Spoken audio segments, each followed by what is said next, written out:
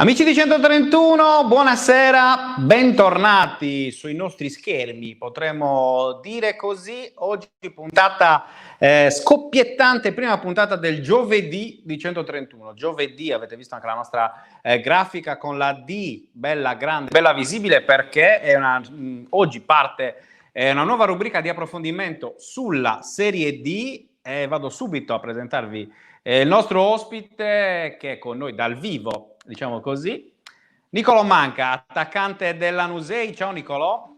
Ciao, buonasera a tutti. Uno dei protagonisti sicuramente di questo avvio di stagione della squadra ogliastrina. 2 gol, tanto movimento. Non è ancora arrivata la vittoria, ma insomma ne parleremo abbondantemente anche ovviamente col nostro Roberto Pinna. Ciao Roberto.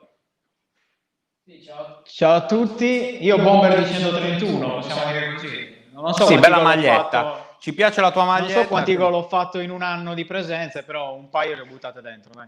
Qualcuna sì. Allora, direi subito di andare a parlare un po' col nostro Nicolò. Dicevamo prima, Nicolò, attaccante dell'Anusei. Io personalmente ti ho visto giocare nella prima partita di campionato, quella contro il Muravera, quello che noi abbiamo definito il derby della 125 dell'Orientale Sarda. Ricordo una tua traversa clamorosa dal limite dell'area. Però insomma al di là di questo, ecco, diciamo un po' a tutti chi è Nicolò Manca, insomma che tipo di giocatore sei e soprattutto insomma come ti trovi all'Anusei, prima poi di passare la palla al nostro Roberto.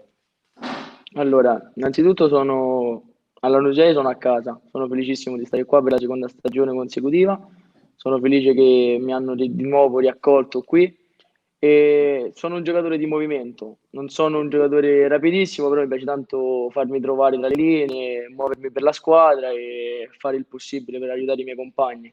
Poi quando si trova la via del gol siamo felici tutti, diciamo. Sì, via del gol, cosa sta mancando secondo te, Nicolò, ancora a questo Lanusei? Perché state giocando molto bene oggettivamente, no? Guardando le partite, riguardando gli highlights, ascoltando le nostre cronache testuali, forse vi manca un pochino quella vittoria, quei punti in più. Cosa vi è mancato fino adesso? Beh, come hai detto, le prestazioni sono indiscutibili. Stiamo trovando un gruppo, ci stiamo amalgamando tra di noi, però ci manca, diciamo, il gioco, l'ultimo passaggio, la cosa che ci manca di più, dove Ecco, dobbiamo ma migliorare, la cattiveria sotto porta. Ecco, secondo te è una questione di cattiveria, malizia, come hai detto tu, data anche un po' dal fatto che siete molto giovani, oppure secondo te è un caso, comunque sono state solo 4 giornate di campionato dove avete fatto, ricordiamolo, 2 pareggi e 2 sconfitte, e secondo te appunto poi la ruota girerà, oppure dovete proprio prenderci un po' la mano, no? A questa malizia, a questa cattiveria che è tipica della Serie D? Sì, diciamo che nella sfortuna non ci credo tanto, più che altro dobbiamo avere più concentrazione, essere più cattivi in allenamento e quello che facciamo in allenamento poi ce lo riportiamo in partita, perciò la concentrazione sotto porta.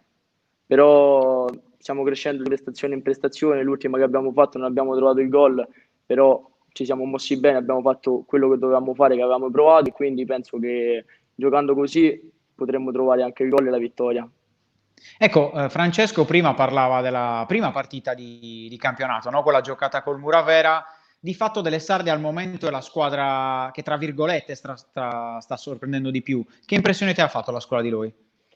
Diciamo che non hanno cambiato molto rispetto all'anno scorso, giocatori molto di esperienza, under bravi e lì sicuramente abbiamo fatto una buona prestazione, abbiamo preso qualche palo, qualche traversa, diciamo un po' di decisioni come qualche rigore di troppo dato a loro, però sono una buona squadra e come l'anno scorso che sono stati neopromossi, hanno fatto molto bene, sicuramente lo faranno anche quest'anno.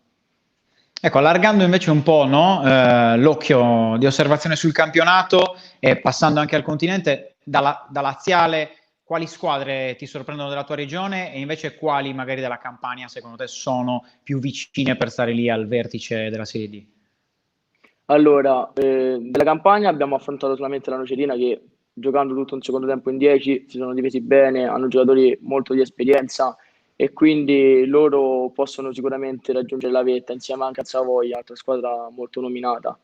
Mentre nel girone laziale è partito bene il Latina, che è una grande squadra, e il Monterosi pure sta là, sta sopra. Il Formia, come squadra neopromossa, sta facendo molto bene. Ci abbiamo giocato contro nella terza di campionato, appunto, abbiamo perso, anche con una bella prestazione, però mi hanno fatto molta impressione. Hanno un gran gruppo, combattono tutti per gli altri e hanno anche under bravi. Sicuramente possono dire la loro nel campionato. Ecco Nicolò, si parlava nel pre-partita, diciamo così, nel pre-collegamento, quando si facevano tutte le varie prove audio-video, insomma tu sei al secondo anno alla Nusei, è il secondo anno che hai un allenatore laziale alle tue, cioè diciamo come responsabile, diciamo così. L'anno scorso Aldo Gardini, quest'anno Alfonso Greco. Cosa cambia un po' a livello di gestione tra i due? Beh, diciamo che sia con Gardini che con Greco mi trovo molto bene. Con Greco ho acquisito molta più fiducia, anche se è il secondo anno appunto tra i grandi, diciamo.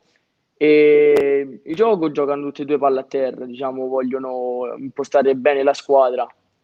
E le differenze sono più la verticalizzazione adesso col mister Greco, più intensità e più, come posso dire, movimento di palla e rotazioni in mezzo al campo.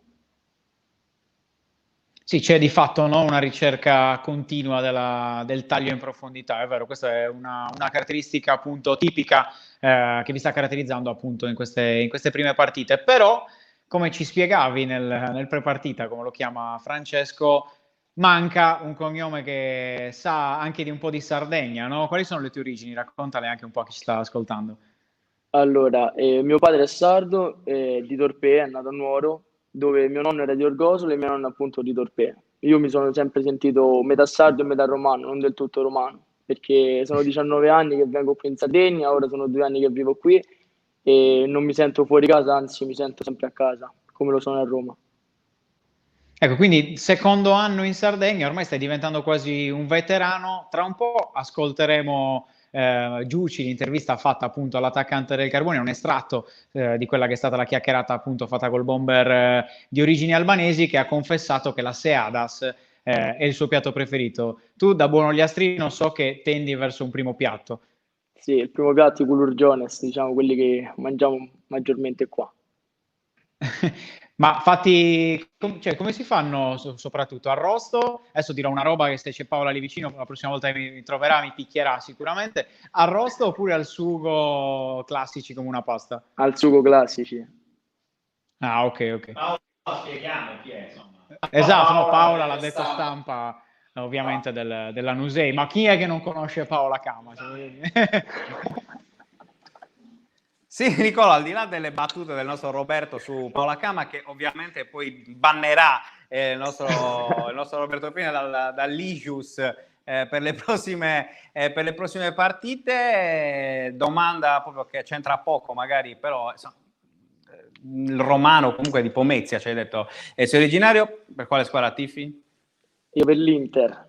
Ahia, quindi proprio Roberto Pina pensava fossi romanista, pensa un po', invece No, no. interista, un po' come Bonolis, no? Cioè che lui Sì. è romano che tifa l'Inter. No, vabbè, torniamo invece un attimo seri, insomma, quali sono quelle aspettative per questa stagione e soprattutto, insomma, tu sei del 2001 se non sbaglio, giusto? Sì. Come età, quindi sei ancora giovanissimo. Le aspettative anche per la tua carriera. La Nusei è una realtà dove chiaramente diventare un giocatore professionista, no? Comunque per spuntare e spiccare il volo verso il professionismo, ma hai tu un sogno nel cassetto da questo punto di vista? Beh, il sogno è diventare calciatore, giocatore professionista e non mi pongo limiti. Più si va avanti, meglio è. E mentre obiettivi di squadra sono prima di tutto raggiungere la salvezza, quello che dobbiamo fare, e poi qualche sassolino nella scarpa c'è sempre, come vincere a Nocera o a Latina, dove sono grandi piazze. Sì, tra l'altro abbiamo, no? Fatto questa chiacchierata con Giuci, tu hai visto anche il Carbonia dal vivo, quindi una sfida tra bomber. Ti chiedo un po' che impressione ti ha fatto la squadra neopromossa di Mister Mariotti. Beh, sono una squadra compatta, una bella squadra. Sono venuti qua a testa alta abbiamo fatto una grandissima prestazione in casa contro di loro, hanno trovato il gol, diciamo, nei minuti di recupero su un calcio piazzato, però hanno contrattaccato bene anche se gli abbiamo concesso molto poco. Ecco, invece più in generale ne parlavamo anche con i calciatori del Carbonia. Come state vivendo voi giocatori della Serie D, quindi con dei protocolli, diciamo, dei protocolli di sicurezza molto diversi da quelli che sono nel professionismo, questa situazione con il Covid, partite rinviate di settimana in settimana, continuamente nuovi casi? Allora, finora qui è tutto tranquillo. Noi siamo tranquilli nel paese, giriamo sempre con la mascherina come è stato imposto e fortunatamente ancora non abbiamo dovuto rinviare delle partite, però non ci preoccupa per niente questo. Noi dobbiamo giocare, non dobbiamo pensare a noi, se le altre partite sono state rinviate e poi le recupereranno, noi pensiamo di andare avanti per la nostra strada. Ecco, Francesco ha parlato prima, no, dei tuoi obiettivi, e tu hai risposto di arrivare nel professionismo. Quest'anno però sei partito davvero alla grande, 4 partite, 2 gol. Cosa è cambiato, magari proprio lì nei movimenti offensivi che ti sta avvantaggiando e che tipo di movimento appunto stai mettendo in pratica che ti permette di essere più presente sotto porta? Innanzitutto ho acquisito maggiore fiducia rispetto all'anno scorso. L'anno scorso ero ancora un pochino timido, diciamo, nel giocare. Quest'anno, grazie anche appunto al mister e ai compagni che mi hanno messo in posizione di fare quello che so fare, e riesco ad attaccare meglio la porta, riesco a farmi trovare meglio tra le linee, riesco a trovare la conclusione, ad attaccare le palle sporche e niente, trovare il gol è la cosa più bella infatti. Va bene, grazie a Niccolò Manca, ringraziamo davvero l'attaccante del Lanusei, ringraziamo il Lanusei per averci insomma, come dire, ospitato, Roberto, possiamo dire così, a casa sua, anche se chiaramente via streaming, perché in questo momento questo ci obbliga, insomma, anche un po' la normativa, quindi grazie a te Niccolò, in bocca al lupo A voi, per le prossime partite, già da domenica in quel di Afragola, perché insomma che sia una stagione positiva per te sicuramente finora lo è stata, però ecco, vogliamo vedere Mister Greco sorridere un po' di più a fine partita, perché nelle interviste che finora ci ha rilasciato, insomma, si era sempre un po' crucciato, diciamo così, per il risultato finale, per cui insomma, in bocca al lupo a tutti i Lanusei, quindi grazie di essere stato ospite alla prima puntata del giovedì di 131, quindi grazie e ci sentiamo presto. Voi, grazie mille. Ciao, buona serata. Ciao. Arrivederci. Invece Roberto, andiamo sulla seconda parte della trasmissione, diciamo così, perché il giovedì di 131, quindi un approfondimento, come dicevamo prima, sulla Serie D. Oggi 2 piazze, lo leggete nel carosello qua sotto le nostre facce, con noi i bomber Niccolò Manca della Lanusei, Ador Giuci del Carbonia, perché questa mattina siamo andati, anche sfruttando chiaramente la maggiore vicinanza geografica tra Cagliari e Carbonia, a trovare la squadra di Marco Mariotti. Abbiamo fatto 4 chiacchiere col bomber italiano, ma di origine albanese del Carbonia, anche lui, come Niccolò Manca, autore finora di 2 gol in campionato. Questa è l'intervista che abbiamo registrato e che vi proponiamo immediatamente.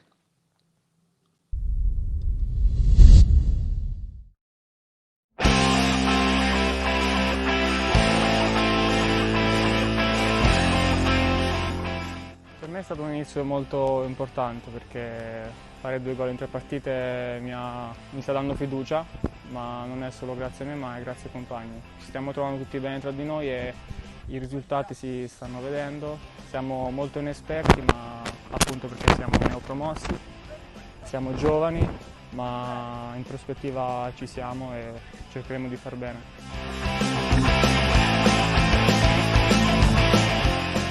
Favorite è il Savoia che affronteremo domenica, favorita è il Latte Dolce che ha dei giocatori importantissimi, la stessa Torres che ha iniziato molto male. Stiamo pensando alla salvezza, il nostro obiettivo è salvarci, poi col tempo se i risultati saranno positivi opteremo ad altro, però ora la salvezza.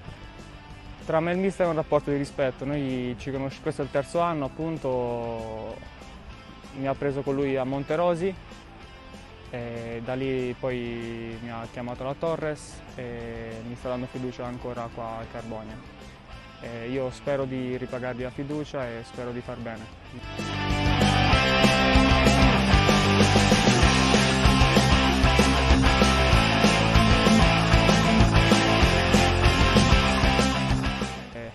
Niente, sono partito dalle giovani della Regina, poi sono arrivato in primavera al Torino e poi piano piano sono entrato nel mondo dei grandi. Ho incontrato società blasonate e sono contento, mi hanno forgiato e mi hanno molto migliorato. Sinceramente sto iniziando a affezionarmi a quest'isola, sto molto bene qui, sono stato in Sicilia ma mi sto trovando molto meglio qui e compagni super simpatici e gente molto cordiale che ti ospita a meraviglia proprio. Niente, sono nato in Italia ma i miei genitori sono albanesi e ho perso un po' la parlata, però le origini ci sono e sono contento di avere dei genitori che vengono da lì. Spero di contribuire alla salvezza e spero di dar qualcosa alla squadra e poi se tutto questo va bene spero di far bene anche per me.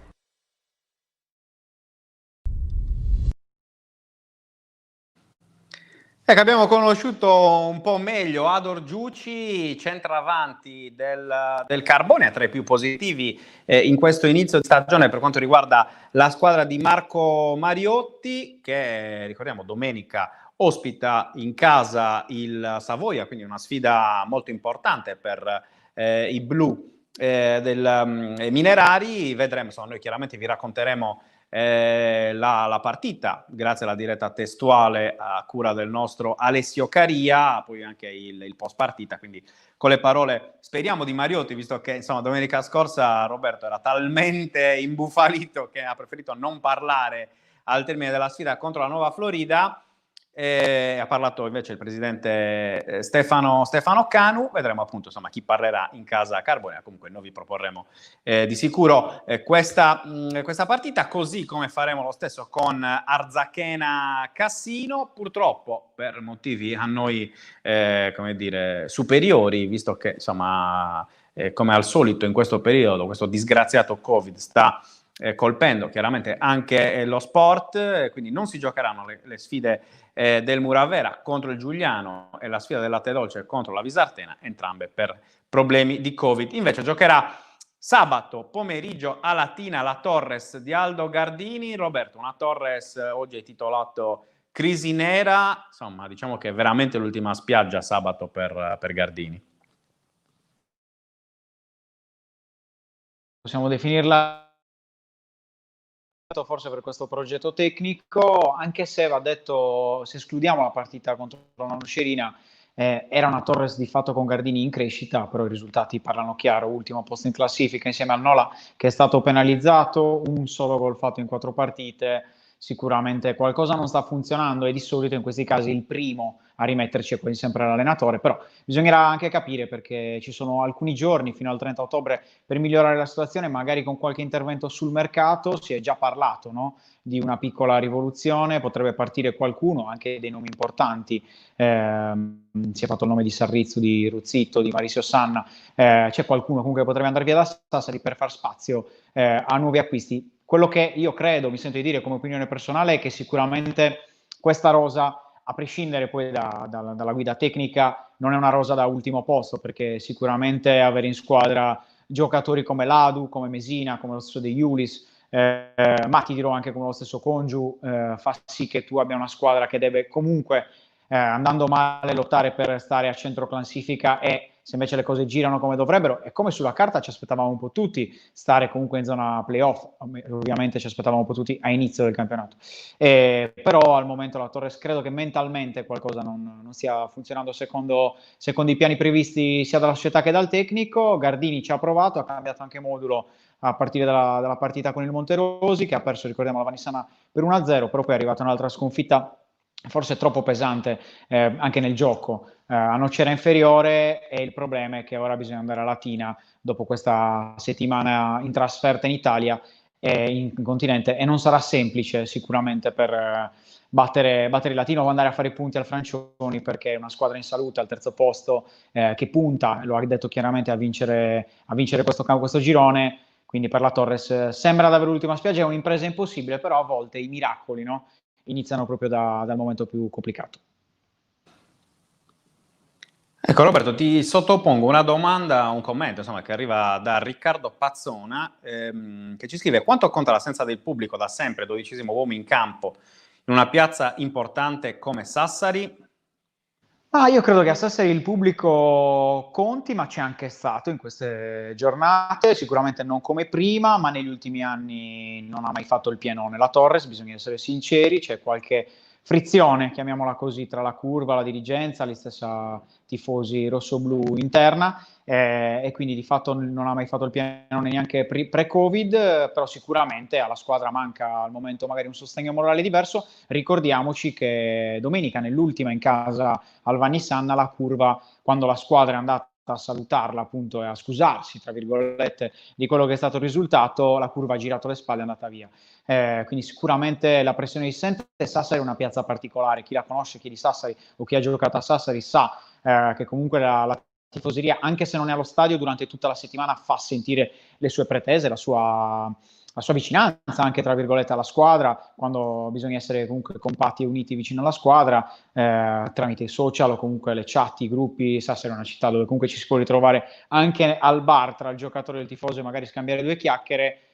Tossi, il DS, ha chiesto, appunto, lui che ha parlato al posto del mister nell'ultima sconfitta contro la Nocerina, ha chiesto compattezza, parlava a livello interno, quindi non fare le rivoluzioni, ma credo che si rivolgesse anche magari alla piazza, che dopo questa sfida latina, magari la prossima in casa, chiederà un aiuto in più per rialzarsi, risollevarsi da questo inizio difficile. Chissà però se alla prossima partita al Vannissanna ci sarà ancora Gardini, vedremo sicuramente. Ora dare tutte le colpe al tecnico sarebbe troppo facile, però ripetiamo, nel calcio a pagare di solito all'inizio, quando le cose non vanno, e a Sassari in questo momento non stanno andando, è sempre l'allenatore.